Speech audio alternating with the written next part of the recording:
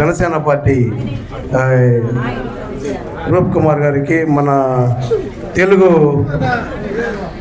మహిళా అధ్యక్షురాలు లీలావతి అమ్మ గారికి అందరికీ నా హృదయపూర్వక ధన్యవాదాలు తెలుపుతున్నాను. సార్, ఈరోజు ఇక్కడ పెట్టారు ఈ గ్రామ సభ, చాలా అందరి రైతులకు ఉత్సాహం వచ్చింది సార్. ఎందుకంటే ఇంతకుముందు గత ప్రభుత్వంలో ఆ పాస్బుక్లు ఇచ్చిన దాంట్లో పేరు ఒకటి ఉంటుంది, ఆధార్ కార్డు నెంబర్ ఒకటి ఉంటుంది, సర్వే నెంబర్ ఒకటి ఉంటుంది. ఒక్కటికి సంబంధంలో ఆ ఫోటో కోసమే ఇచ్చుకున్నారు తప్పిస్తే రైతులకు చిన్న మేలు కూడా జరగలేదు. ఒక్క పంచాయతీ కాదు సార్, ఈ మొగరాలపల్లె పంచాయతీ ఈరోజు పెట్టాం, 14 సచివాలయంలోని ఇదే ప్రాబ్లం ఉంది. ఒక్క పంచాయతీ కాదు, అన్ని పంచాయతీల్లో ఉంది. దీని ఇది ఇంక్లూడ్ అయిపోయింది సార్. ఎందుకంటే ఇది ఇద్దరు ముగ్గురు రైతులది మధ్య అయిపోయి ఏ ఇద్దరు ముగ్గురు రైతులు కూడా రైతు భరోసాలో పడలేదు. మన మండలంలో మ్యాక్సిమం అన్నకు ఒక మంచి పేరు రావాలంటే ఇదే మెయిన్. ఎవరంటే రైతులకు కొంతమందికి డబ్బులు పల్ల 75% పడింది, 25% పల్ల. ఆ ప్రతి రైతు చాలా బాధపడుతున్నారు. రెవెన్యూ చుట్టూ తిరుగుతున్నారు, అదేవిధంగా అగ్రికల్చర్ ఆఫీస్ గారు తిరుగుతున్నారు, కానీ ఒక్కరికి కూడా మేలు జరగలేదు, ఒక్కరు కూడా పరిష్కారం కూడా కాలేదు. వాస్తవంగా చెప్తున్నాం. దానికి మీరు ప్రత్యేకంగా సచివాలయ సిబ్బందిని పెట్టుకుని ఖచ్చితంగా రైతులకు మేలు చేస్తే అది అందరికి పేరు వస్తుందని మేము కోరుకుంటున్నాం సార్.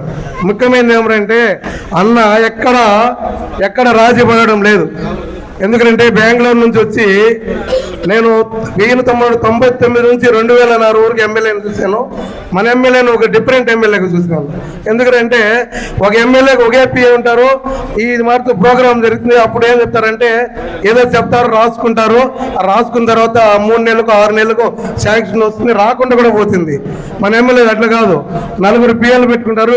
వచ్చిన వెంటనే ఆ పిఏలకు చెప్పడం. నిదర్శనం మన ఎంపీటీ ఆఫీస్ ఎదురుగా జెడ్పీఏ స్కూల్లో బోరు రావడం, ఆయన చెప్పడం, బోరు వేయడం, మోటార్ బిగించడం. ఇట్లాంటిది రామభద్రాపురం కావచ్చు, పాపసముద్రం కావచ్చు, వెప్పాల మంచి ప్రతి పంచాయతీలోనూ బోర్లు వేసి జరిగింది. అది కాకుండా సంక్షేమ పథకాలు చేస్తూ మొట్టమొదటిసారిగా వాళ్ళ ఊరిలో గుడి స్టార్ట్ చేశారు. అది మండలం అంతా ప్రాకిపోయింది. మండలంలో కూడా ప్రతి గ్రామానికి గుళ్ళకు ప్రతి గుడికి ఇచ్చినారే అన్న, ఒకటి మిస్ అయిపోయింది, కానీ అది కూడా ఈ సంవత్సరం పూర్తి అయిపోతుంది.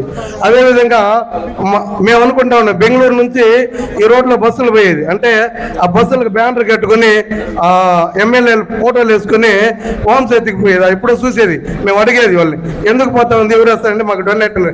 అది ఇప్పుడు అన్న వచ్చి ఇక్కడ ప్రతి పంచాయతీలోనూ ఎవరైనా హోంశక్తికి పోవాలనుకుంటే వాళ్ళకి ఒక బస్సు అనేది 2 బస్సులు, ఇప్పుడు 2 బస్సులు 3 బస్సులు అయిపోయింది. ప్రతి వాళ్ళకి పంపించడం, ప్రతి రైతుకు అన్నీ జరుగుతుంది. ప్రతి పింఛన్లోనూ అదే మరి పింఛన్లు అన్నీ జరుగుతుంది.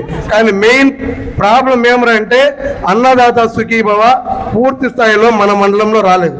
దానికి కారణం ఏమంటే ఒక రెవెన్యూ డిపార్ట్మెంటే ఖచ్చితంగా దాన్ని మీరు ఖచ్చితంగా ఇంట్రెస్ట్ తీసుకొని మీతో పాటు ఇంకా కావాలంటే అన్నకు చెప్పి ఎవరన్నా షార్టేజ్ ఉండే వాళ్ళు కూడా వేయించుకొని మా మండలానికి అది చేస్తే చంద్రబాబు నాయుడు ఆ రోజు ఇప్పుడు ఇలా ఇంతమంది 11 మంది రావడానికి కారణం ఏంటంటే ఈ రెవెన్యూ గురించే. ఆ రద్దు చేస్తామని లాస్ట్ సార్ అన్నని మురకంబట్లో ఫస్ట్ అదే లాస్ట్ అండ్ ఫస్ట్ అదే ఆడ ప్రచారం జరిగింది. స్టేట్ వైజ్ పోయింది. ఆ స్టేట్ వైజ్ పోవడంతోనే రైతులు ఉత్సాహంతో ఓట్లేసి మనల్ని ఇంతమంది ఎమ్మెల్యేలు ఇచ్చారు. దాన్ని మీరు మొట్టమొదటిసారిగా దాన్ని ఇంట్రెస్ట్ తీసుకొని చేసుకోవాలి సార్. మీరు తప్పుగా అనుకోవద్దండి. మొత్తం రెవెన్యూదే ప్రాబ్లం. ఆ రెవెన్యూ ప్రాబ్లం తీసుకుంటే ఇక్కడ ఉండే రైతులు కూడా అడగండి సార్, ఎంత మందికి అన్నదాత సుఖీభావరాలేదు. కారణం ఏమంటే ఈ మీది కాదు, ముందు గత ప్రభుత్వంలో చేసిన తప్పులు మొత్తాన్ని, ఆ తప్పులు ఇప్పుడు వచ్చి మాకు వచ్చి మన ఎమ్మెల్యేకి ఇబ్బందిగా ఉంది. దాన్ని మీరు మార్చినారంటే రాబోయే ఇప్పుడు 14,000 రాలేదు, ఈ 6,000 వచ్చేదానికి ప్రయత్నించిన వాళ్ళు. అది ప్రయత్నం సార్. అందరికీ ధన్యవాదాలు.